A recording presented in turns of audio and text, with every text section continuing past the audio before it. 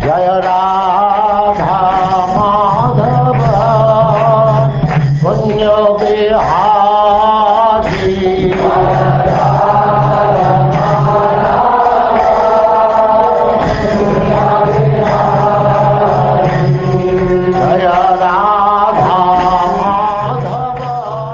And now chapter 19. Lord Vamanadeva begs charity from Bali Maharaj.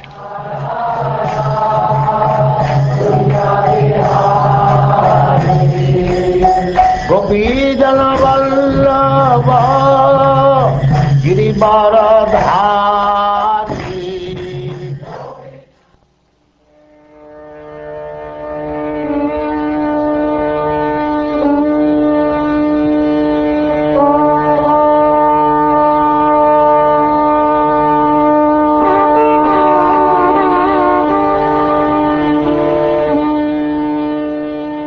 Shukdev Goswami continued. When the Supreme Personality of Godhead, Vamanadeva, heard Bali Maharaj speaking in this pleasing way, he was very satisfied, for Bali Maharaj had spoken in terms of religious principles. Thus the Lord began to praise him.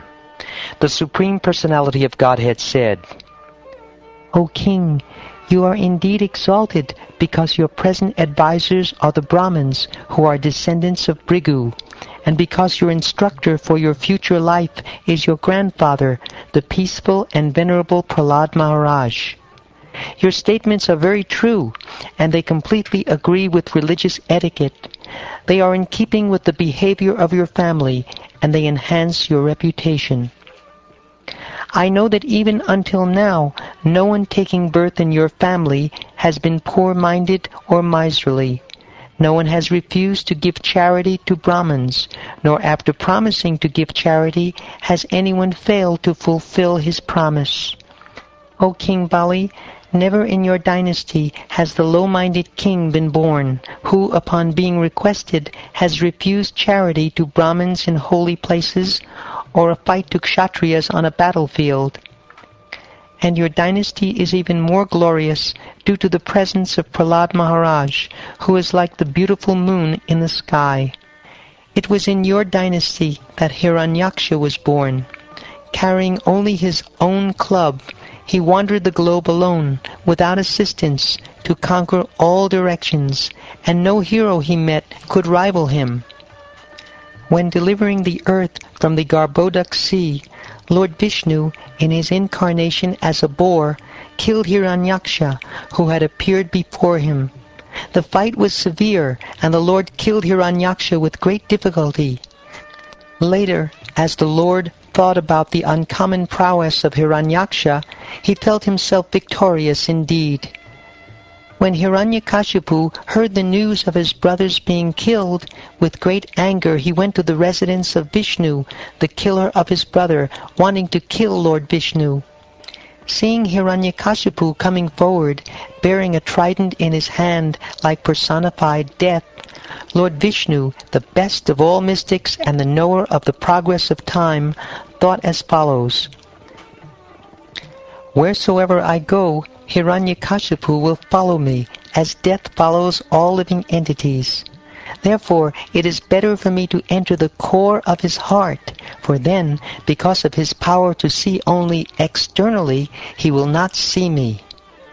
O King of the Demons, after Lord Vishnu made this decision, he entered the body of his enemy Hiranyakashipu, who was running after him with great force. In a subtle body inconceivable to Hiranyakashipu, Lord Vishnu, who was in great anxiety, entered Hiranyakashipu's nostril along with his breath. Upon seeing that the residence of Lord Vishnu was vacant, Hiranyakashipu began searching for Lord Vishnu everywhere. Angry at not seeing him, Hiranyakashipu screamed loudly and searched the entire universe, including the surface of the earth, the higher planetary systems, all directions, and all the caves and oceans. But Hiranyakashipu, the greatest hero, did not see Vishnu anywhere. Unable to see him, Hiranyakashipu said, "I have searched the entire universe, but I could not find Vishnu, who has killed my brother. Therefore, he must certainly have gone to that place from which no one returns. In other words, he must now be dead." Hiranyakashipu's anger against Lord Vishnu persisted until his death. Other people in the bodily concept of life maintain anger only because of false ego and the great influence of ignorance. Your father, Virochana, the son of Maharaj Prahlad, was very affectionate toward Brahmins, although he knew very well that it was the demigods who had come to him in the dress of Brahmins. At their request, he delivered to them the duration of his life. You also have observed the principles followed by great personalities who are householder Brahmins, by your forefathers, and by great heroes who are extremely famous for their exalted activities. O King of the Daityas, from your majesty, who come from such a noble family and who are able to give charity munificently, I ask only 3 paces of land to the measurement of my steps. O King, controller of the entire universe, although you are very munificent and are able to give me as much land as I want, I do not want anything from you that is unnecessary. If a learned Brahmin takes charity from others only according to his needs, he does not become entangled in sinful activities. O son of a Brahmin, your instructions are as good as those of learned and elderly persons. Nonetheless, you are a boy, and your intelligence is insufficient. Thus you are not very prudent in regard to your self-interest. I am able to give you an entire island because I am the proprietor of the 3 divisions of the universe. You have come to take something from me and have pleased me by your sweet words, but you are asking only 3 paces of land. Therefore you are not very intelligent. O small boy, one who approaches me to beg something should not have to ask anything more anywhere. Therefore, if you wish, you may ask for me as much land as will suffice to maintain you according to your needs. O my dear King, even the entirety of whatever there may be within the 3 worlds to satisfy one's senses cannot satisfy a person whose senses are uncontrolled. If I were not satisfied with 3 paces of land, then surely I would not be satisfied even with possessing one of the 7 islands consisting of 9 varshas. Even if I possessed 1 island, I would hope to get others. We have heard that although powerful kings like Maharaj Prithu and Maharaj Gaya achieved proprietorship over the 7 dvipas, they could not achieve satisfaction or find the end of their ambitions. One should be satisfied with whatever he achieves by his previous destiny, for discontent can never bring happiness. A person who is not self-controlled will not be happy, even with possessing the 3 worlds. Material existence causes discontent in regard to fulfilling one's lusty desires and achieving more and more money.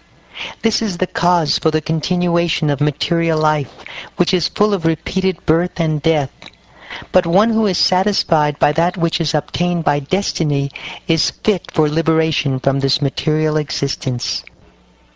A Brahmin who is satisfied with whatever is providentially obtained is increasingly enlightened with spiritual power, but the spiritual potency of a dissatisfied Brahmin decreases as fire diminishes in potency when water is sprinkled upon it.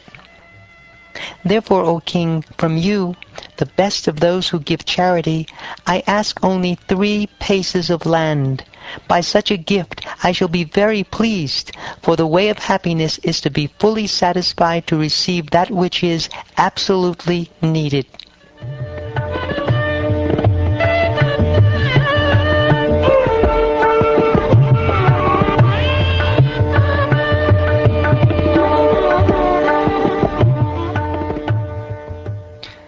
When the Supreme Personality of Godhead had thus spoken to Bali Maharaj, Bali smiled and told him, "All right, take whatever you like." To confirm his promise to give Vamanadeva the desired land, he then took up his water pot. Understanding Lord Vishnu's purpose, Shukracharya, the best of the learned, immediately spoke as follows to his disciple, who was about to offer everything to Lord Vamanadeva. Shukracharya said, O son of Virochana, this brahmachari in the form of a dwarf is directly the imperishable Supreme Personality of Godhead, Vishnu. Accepting Kashyapa Muni as his father and Aditi as his mother, he has now appeared in order to fulfill the interests of the demigods. You do not know what a dangerous position you have accepted by promising to give him land. I do not think that this promise is good for you. It will bring great harm to the demons. This person, falsely appearing as a brahmachari, is actually the Supreme Personality of Godhead, Hari, who has come in this form to take away all your land, wealth, beauty, power, fame, and education. After taking everything from you, he will deliver it to Indra, your enemy. You have promised to give him 3 steps of land in charity, but when you give it, he will occupy the 3 worlds. You are a rascal. You do not know what a great mistake you have made. After giving everything to Lord Vishnu, you will have no means of livelihood. How then shall you live? Vamanadeva will first occupy the 3 worlds with 1 step. Then he will take his 2nd step and occupy everything in outer space. And then he will expand his universal body and occupy everything. Where will you offer him the 3rd step? You will certainly be unable to fulfill your promise, and I think that because of this inability, your eternal residence will be in hell. Learned scholars do not praise that charity which endangers one's own livelihood. Charity, sacrifice, austerity, and fruitive activities are possible for one who is competent to earn his livelihood properly. They are not possible for one who cannot maintain himself. Therefore, one who is in full knowledge should divide his accumulated wealth in 5 parts: for religion, for reputation, for opulence, for sense gratification, and for the maintenance of his family members. Such a person is happy in this world and in the next. One might argue that since you have already promised, how can you refuse?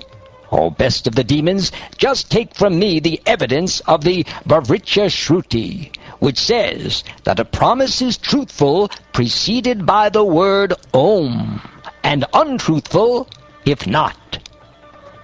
The Vedas enjoin that the factual result of the tree of the body is the good fruits and flowers derived from it. But if the bodily tree does not exist, there is no possibility of factual fruits and flowers. Even if the body is based on untruth, there cannot be factual fruits and flowers without the help of the bodily tree. When a tree is uprooted, it immediately falls down and begins to dry up. Similarly, if one doesn't take care of the body, which is supposed to be untruth, in other words, if the untruth is uprooted, the body undoubtedly becomes dry. The utterance of the word Om signifies separation from one's monetary assets. In other words, by uttering this word, one becomes free from attachment to money, because his money is taken away from him. To be without money is not very satisfactory, for in that position one cannot fulfill one's desires. In other words, by using the word Om, one becomes poverty-stricken. Especially when one gives charity to a poor man or beggar, one remains unfulfilled in self-realization and in sense gratification. Therefore, the safe course is to say no. Although it is a falsehood, it protects one completely. It draws the compassion of others toward oneself, and it gives one full facility to collect money from others for oneself. Nonetheless, if one always pleads that he has nothing, he is condemned, for he is a dead body while living, or while still breathing, he should be killed. In flattering a woman to bring her under control, in joking, in a marriage ceremony, in earning one's livelihood, when one's life is in danger, in protecting cows and Brahminical culture, or in protecting a person from an enemy's hand, falsity is never condemned.